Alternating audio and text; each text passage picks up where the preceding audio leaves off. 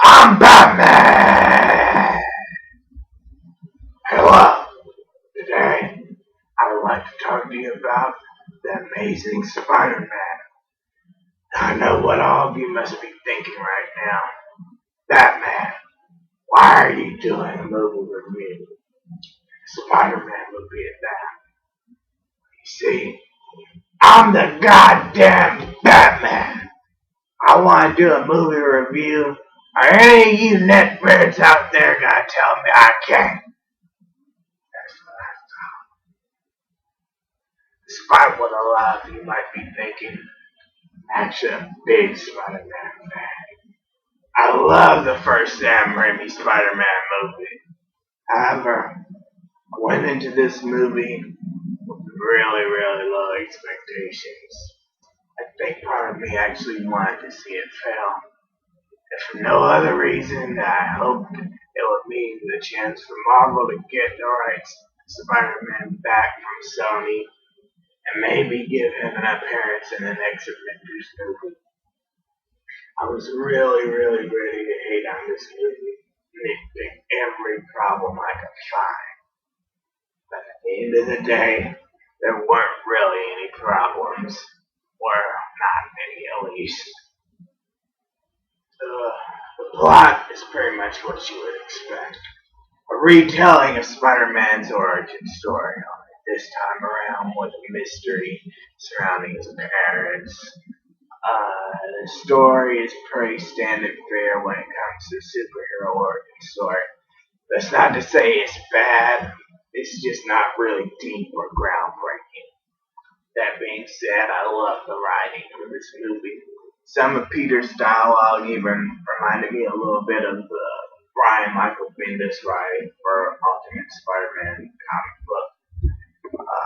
Andrew Garfield does a great job in Spider-Man, switching back and forth from like the shy, quiet, awkward teenager to the smart-ass, quick-witted superhero that Spider-Man is supposed to be. All the actors here did a great job, including Emma Stone. She made a great Gwen Stacy. Dennis Leary as Captain Stacy, Risa Ifans as Kurt Connors, the Lizard. One thing I loved about this movie over all the other Spider-Man movies was the action here. The action scenes were amazing. Spider-Man really felt like you would expect to see a guy with spider powers fight. There was a scene where Spider-Man fights a lizard inside a school, and it was so incredible. Just the way he jumps and flips around, all the while slowly sticking and cocooning with webs.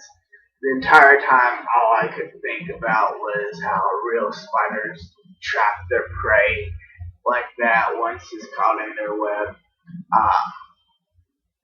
This has got to be how a real person with spider powers would fight. This is like what you see in the comic books when you're reading them, what you see on cartoons when you're watching them, what you see when you're playing through the video games. This is really how Spider-Man should be fighting.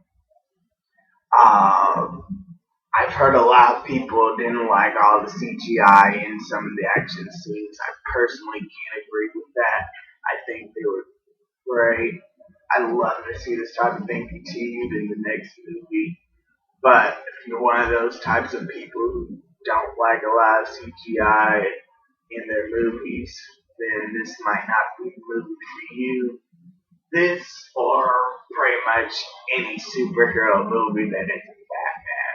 Of course, I'm awesome like that. But if you have no problem with CGI, then I promise, if nothing else, you'll love the action in this movie. Next, I'm going to talk about the parts of the movie I didn't like. I will warn you now, this next part of the review will have spoilers. I'll try to keep it to as few as possible, but if you haven't seen the movie yet, you might want to skip this next part.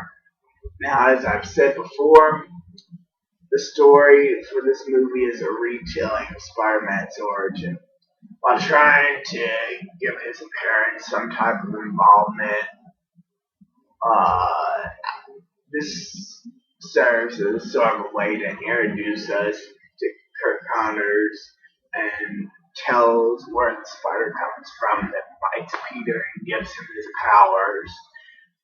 The problem with this is it goes nowhere really. We see in the beginning Peter's parents leave him with his aunt and uncle because they have to go on the run from something, but we never really find out what. We find out that Peter's dad leaves a secret formula for him, but we never find out why. I'm guessing that this is likely set up for the next movie, but really, and it's done in such a really bad way. It drags on for way too long. In fact, I would say a lot of the first half of the movie goes on a bit too long. We spend somewhere around 10 to 15 minutes watching Peter search for his uncle's killer and never even finds him. In fact, by the end of the movie, he's all but forgotten. The setup for him becoming Spider-Man takes way too long. Keep in mind, I didn't mind this at the time, but I think we never even saw him become Spider-Man until nearly an hour into the movie. Altogether, the movie runs at about 2 hours and 16 minutes. I personally think at least 20 to 30 minutes of that could have been dropped completely or replaced with footage to tie up more loose ends or something. Another thing I didn't like was the way Kirk Connors was portrayed as a bad guy. And this may sound weird since he is technically the villain, but hear me out.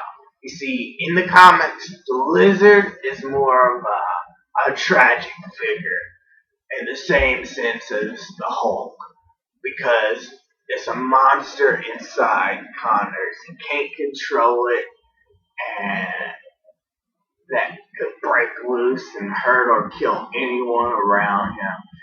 Uh, so far, the last thing on his mind would be to make everyone like him. Yet that is the first thing he tries to do uh, when he becomes a lizard. I mean, he starts off as a nice enough guy. He even refuses to test the serum he makes that turns him into the lizard at first.